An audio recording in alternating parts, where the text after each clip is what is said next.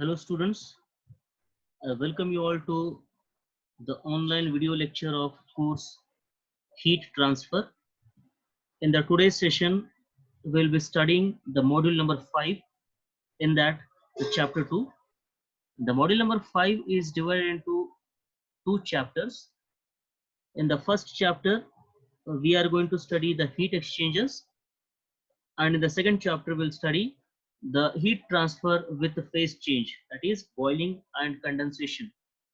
So let's start with the chapter number 2, that is boiling and condensation.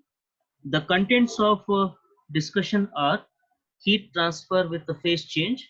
In that, we'll study the introduction to boiling, pool boiling, nucleate boiling, critical heat flux in nucleate pool boiling, pool film boiling, critical heat flux, heat transfer beyond the critical point, film wise and drop wise condensation, heat pipes, entrainment, wicking, and boiling limitations.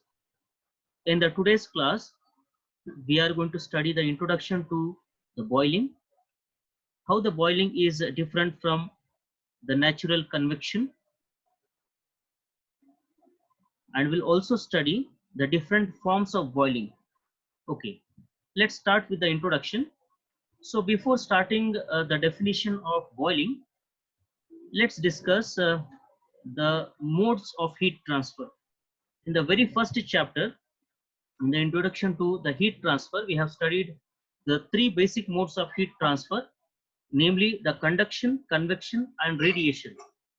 So before starting the today's discussion, let's have a brief introduction about what do you mean by the convection.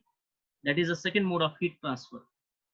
So let us consider a water bath here, a metallic water bath, which is having the water here, which is having the water.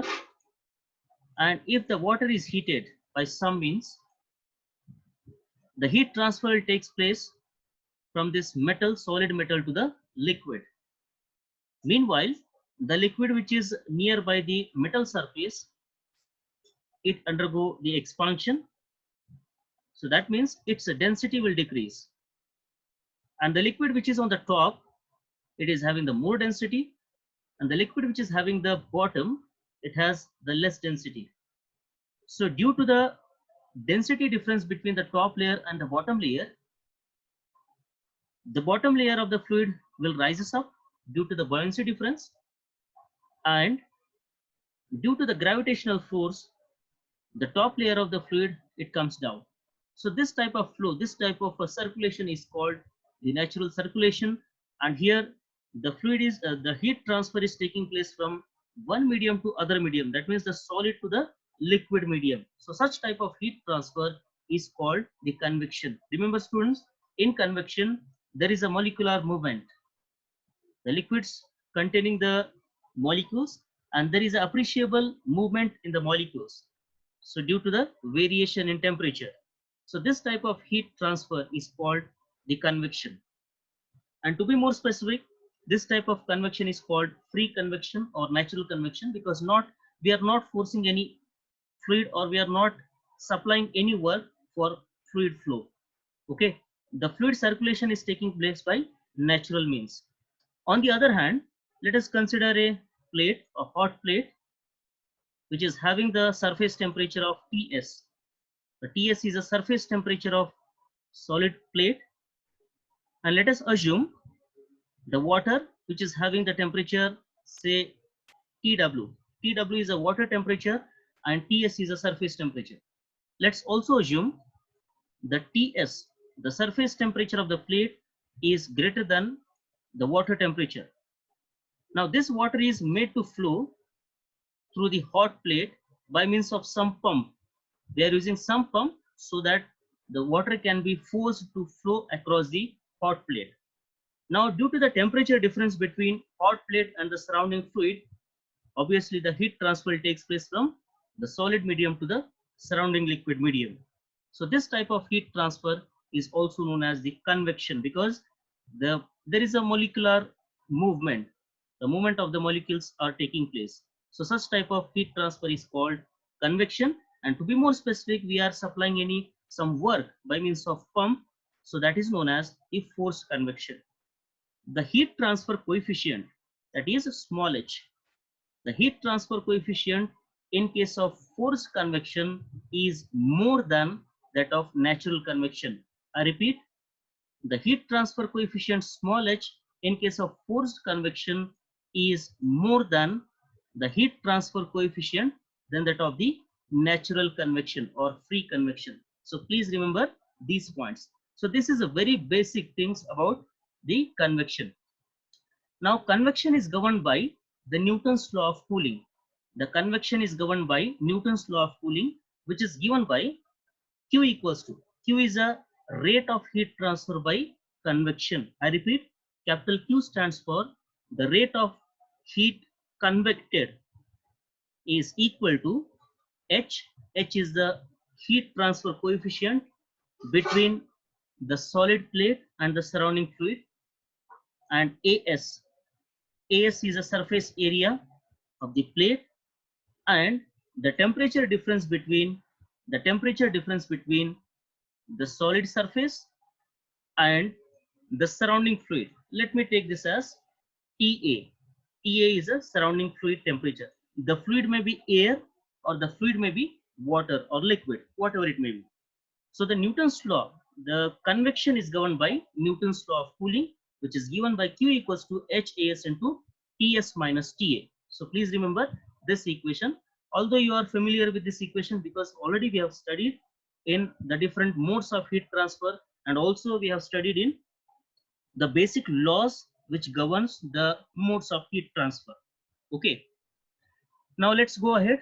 Let's go to the boiling, the concept of boiling and condensation. Remember students, the boiling and condensation are the specific convection processes. The boiling and conduction are the boiling and condensation are, they are the specific convection process. In convection process, if phase transformation takes place, it may be from the liquid to the gas, or liquid to the vapor, or from vapor to the liquid. If there is a phase transformation, then such type of specific convection process is known as boiling or condensation, depending on the case. If the phase transformation is taking place from liquid to the vapor state, then it is called boiling, and its opposite.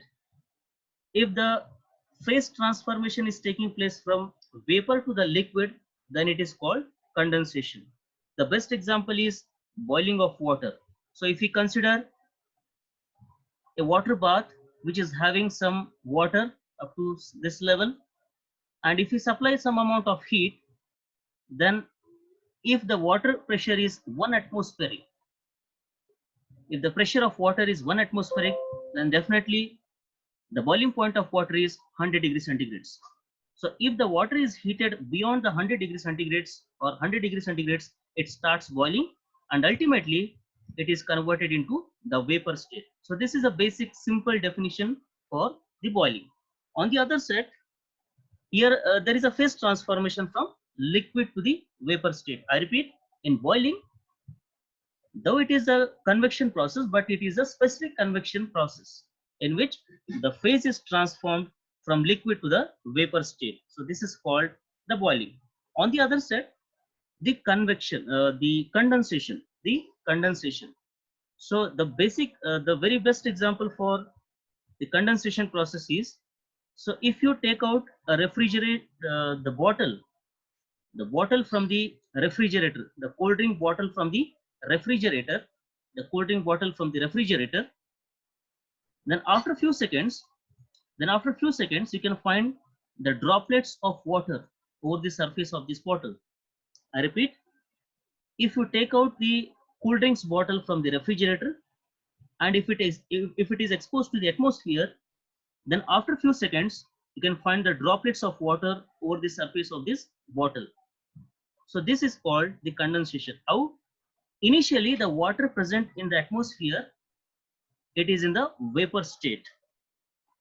When the vapor state of water comes into contact with the surface which is having the temperature less than the saturation temperature of vapor, then there is a phase transformation, because when these vapors comes into contact with the surface, it loses its latent heat. Please concentrate on my white words. It loses its heat, that is a latent heat, to the bottle, and vapor state of water is converted into the liquid state. The vapors are converted into liquid state. So there is a phase transformation from vapor state to the liquid state. So that is called condensation. Okay. So these are the two basic terms related to the specific convection process. Okay. Now let's go in detail. We'll study the boiling and condensation in detail. Very first, we'll see the boiling. After that, we'll see the corresponding equation for the boiling. After that, we'll solve the numericals on boiling. And probably we'll see the previous year question papers. We'll take the questions from the previous year questions and we'll solve those questions. And after that, we'll go with the condensation process. Okay. So this sequence will follow. The same sequence will follow. Now, very first, let us understand the meaning of boiling. The specific convection processes associated with the change of phase is called boiling and condensation. The boiling involves change from liquid to the vapor phase of a fluid substance, and condensation refers to the change from vapor to the liquid phase. The mode of heat transfer with the change of phase, that is boiling and condensation process, finds the wide range of applications as mentioned below. So why we have to study the boiling and condensation processes in detail? Because it has a wide range of applications. Like first one is the cooling of nuclear reactor and rocket motors, steam power plants, the boilers and condensation. So boilers are the devices which generates the steam, which produces the steam, and the condensers are the devices which condenses the steam to the liquid state or water. The third application is refrigerating and air conditioning system. So in evaporator and condenser, there are phase transformation. In evaporator, the liquid state of refrigerant is converted into the vapor state, and in the condenser, the vapor state of refrigerant is converted into the liquid state. So these are the two devices where the phase transformation takes place. Okay. Now melting of metals in furnaces. The solid state of metal is converted into the liquid state. Okay. There is also phase transformation. Fine. Now boiling and condensation entail the following unique features. So there are some basic unique features associated with the boiling and condensation. The first feature is, as a consequence of phase change in these processes, the heat transfer to or from fluids cannot occur without influencing, without influencing the fluid temperature. So without change in temperature, there is a phase transformation. What does it mean? What does it mean? Okay. Now let us consider a water bath again. Let us consider a water bath again. This is a water bath. Now if we supply some amount of heat, then the water will get heated. If the water temperature reaches 100 degrees centigrades, if the water temperature reaches 100 degrees centigrades, then the water starts boiling.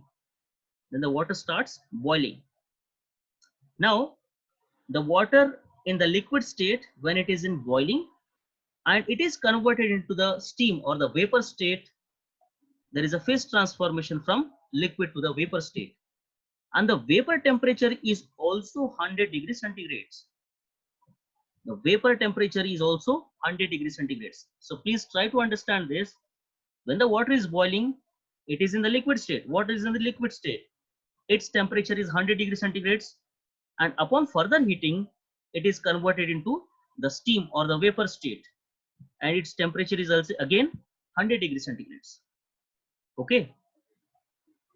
So the heat which is required to change the phase from liquid to the vapor.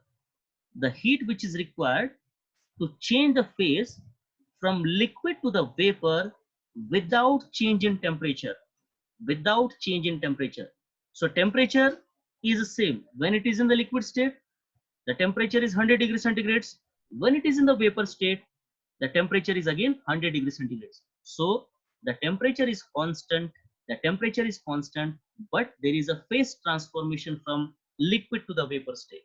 So the heat which is required, the heat which is required to change the phase from liquid to the vapor, keeping the temperature constant, is called the latent heat. Is called the latent heat. I repeat, the heat which is required to change the phase from liquid to the vapor, keeping the temperature constant, is called the latent heat. So boiling and condensation, it can occur without influencing the fluid temperature. The fluid temperature will remain constant. The fluid temperature will remain constant, but there is a phase transformation. Okay, so that's why the boiling and the condensations are the complex phenomena. That's why the boiling and condensation are also known as, they are the complex phenomena. They are considered as complex phenomena. Okay, now the second point, the heat transfer coefficient and rates due to the latent heat associated with the phase change are generally much higher compared to the normal convection process without phase change. So in convection, there is no phase transformation. In convection, there is no phase transformation. Only there is a heat transfer from the solid state, the solid medium, to the surrounding liquid medium or the fluid medium.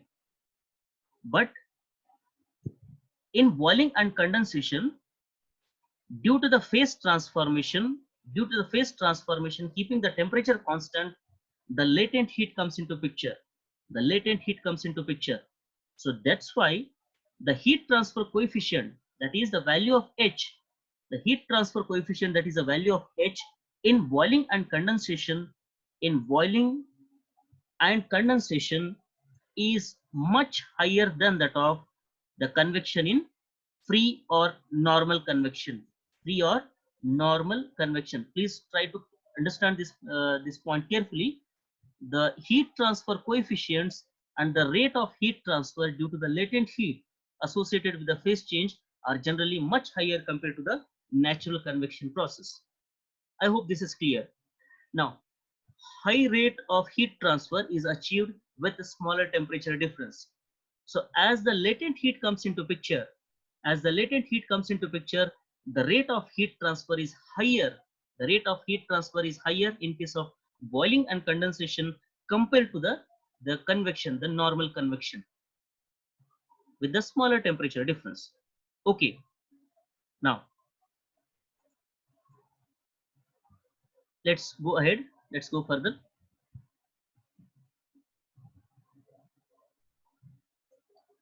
I hope up till here this is clear.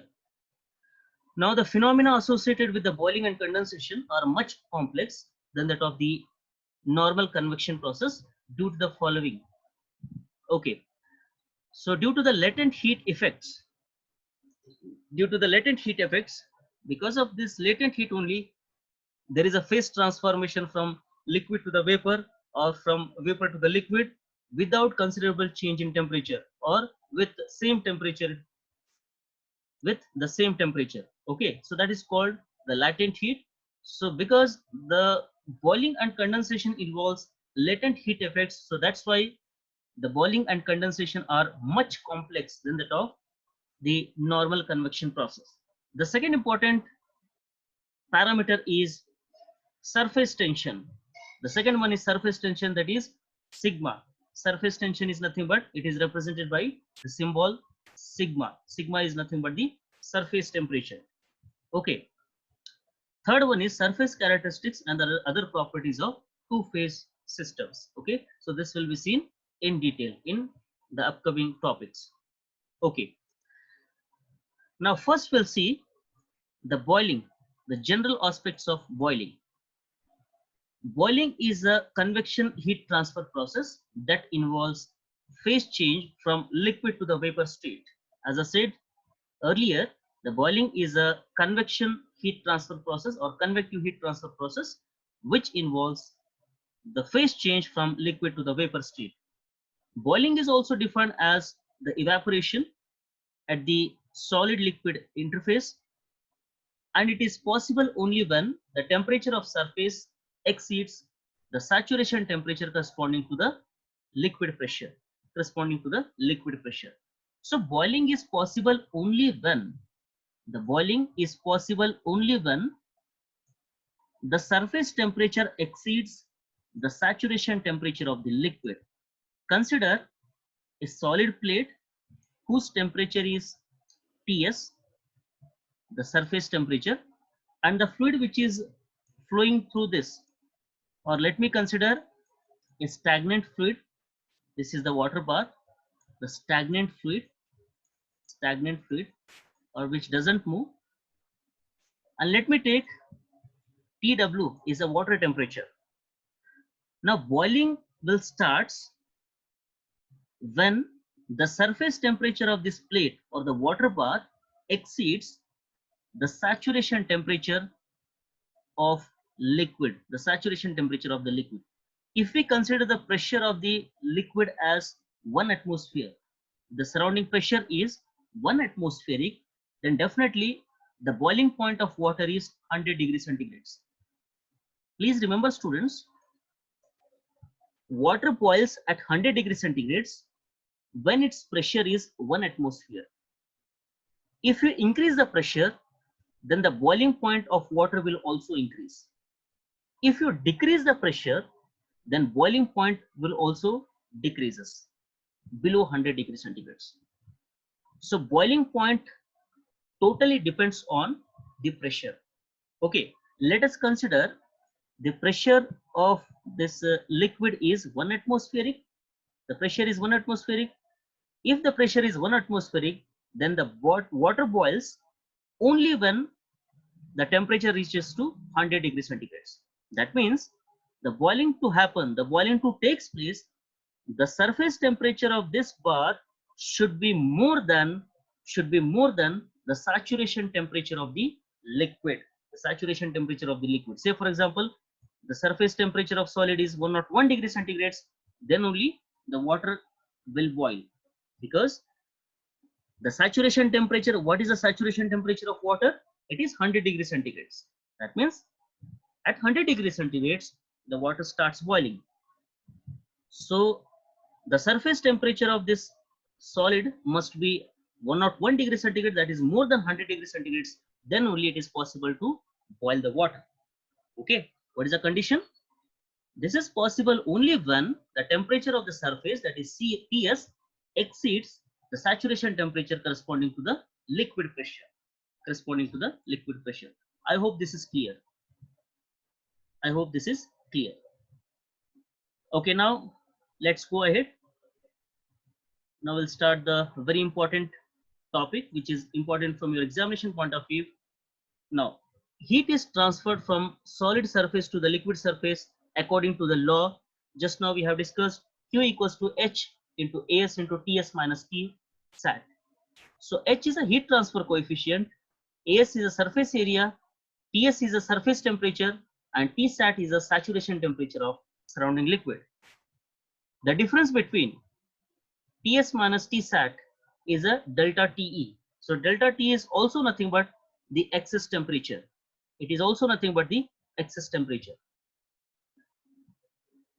Now we have some applications of the boiling processes. The first application is steam production in steam and nuclear power plants.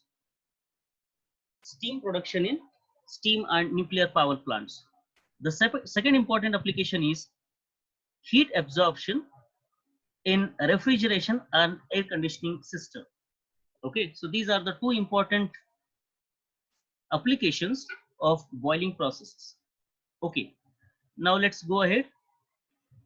Now we'll discuss a very important part of today's discussion, that is boiling heat transfer phenomena may occur in the following forms. So basically there are 4 forms of boiling.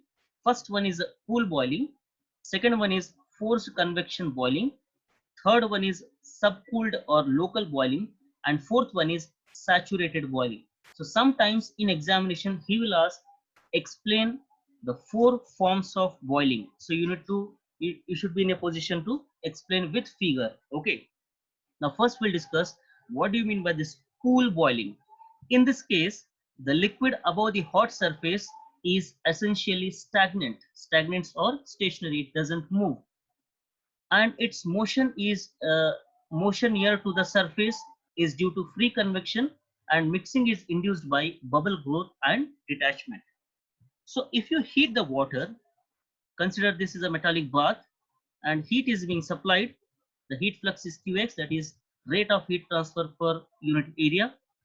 And if we consider the pressure of liquid is 1 atmosphere, the surrounding pressure is 1 atmosphere, then if you heat this water, the bubbles will be formed at the contact surface. The small bubbles are formed near the contact surface. You might have seen in your houses also. If you heat the water in a bath, the water bath, then you can see small bubbles which are formed nearby the surface. So those bubbles which are formed, they get frequently detached from the surface and it reaches up to the surface and it collapses at the surface. Okay, so this type of boiling is called the pool boiling. This type of boiling is called the pool boiling, where the bubbles are continuously formed and they grow and it gets continuously detached with the from the surface and it reaches up to the surface. So this type of boiling is called pool boiling. Now the second type of boiling is forced convection boiling. As the name itself indicates, the liquids or fluids are made to flow or forces to flow through the pipes or the hot pipes. Okay, let's read the sentence carefully and after that we'll discuss.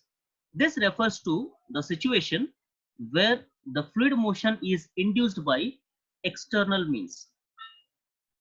The fluid motion is induced by external means. That means we have to use some pumps to force the fluid through the pipes or hot surfaces. The fluid is pumped and forced to flow. This type of boiling occurs in water tube boilers involving forced convection.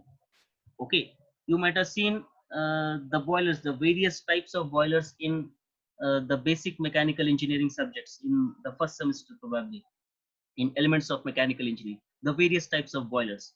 In that, you might have studied the water tube boiler, where you can see the tubes here in the Babcock and Wilcox boiler. This is the steam generator. This is a steam generator. Okay, and these are the pipes.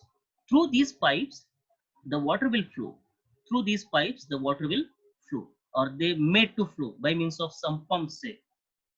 Now, frequently, the hot gases are passed across these bunch of tubes. The bunch of tubes, the hot gases are passed, and because of this heating, the water will boil and it is converted into the hot water are made to flow through this steam generator or steam collector, where the hot water is converted into the vapor state. Okay, and hence the steam is collected here. Now let's not go in detail what is the working principle of these boilers. Let's not go in detail. Just remember, students, through these pipes the water are forced to flow through these hot pipes and the boiling will take place. And such type of boiling is called forced convection boiling, because we are using some pump to force the water through these pipes. Okay, I hope this is clear.